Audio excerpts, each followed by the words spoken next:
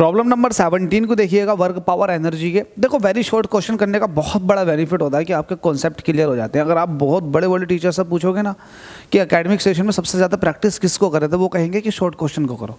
Short question करने से सबसे पहला आपकी विजिबिलिटी बढ़ती है क्वेश्चन को सॉल्व करने की और जानने की, कॉन्सेप्ट को समझने की।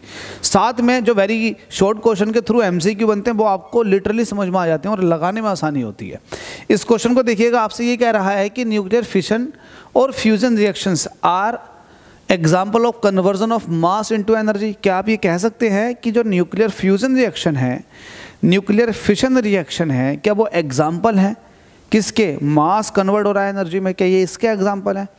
और आगे क्या बोल रहा है, can we say that strictly speaking mass is converted into energy even in an exothermic chemical reaction. तो क्या आप ये वाली बात बिल्कुल सीना ठोक के कह सकते हो कि हाँ यार, ये जो न्यूक्लियर फिशन और न्यूक्लियर फ्यूजन रिएक्शन है, इसमें मास जो है ना वो एनर्जी में कन्वर्ट होता है।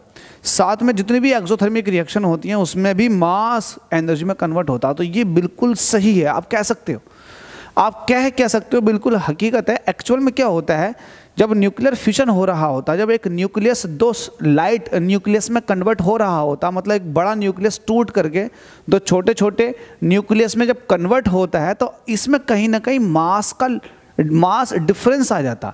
मतलब आप प्रोडक्ट का मास देखोगे और रिएक्टेंट का मास देखोगे तो कहीं ना कहीं मास डिफेक्ट आ जाता, मतलब मास में कमी।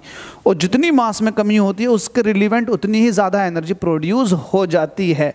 तो आप ये कह सकते हैं ना कि यार एक्सोथर्मिक रिएक्शन भी तो यही करती है ना कि जब रिएक्टेंट प्रोडक्ट में कन्वर्ट होता है तो एनर्जी रिलीज होती है, तो एनर्जी उतनी ही रिलीज होगी जितना मास में डिफरेंस आ जाएगा।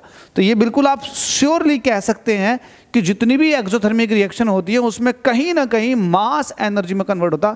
लेकिन यहाँ पर श्योरिटी के साथ ये जरूर कह सकते हैं कि बहुत थोड़ा मास होता है जो एनर्जी में कन्वर्ट होता, वरना सारा का सारा मास प्रोडक्ट बना देता। होप सो मेरी बात समझ में आ गई होगी। Thank you so much guys.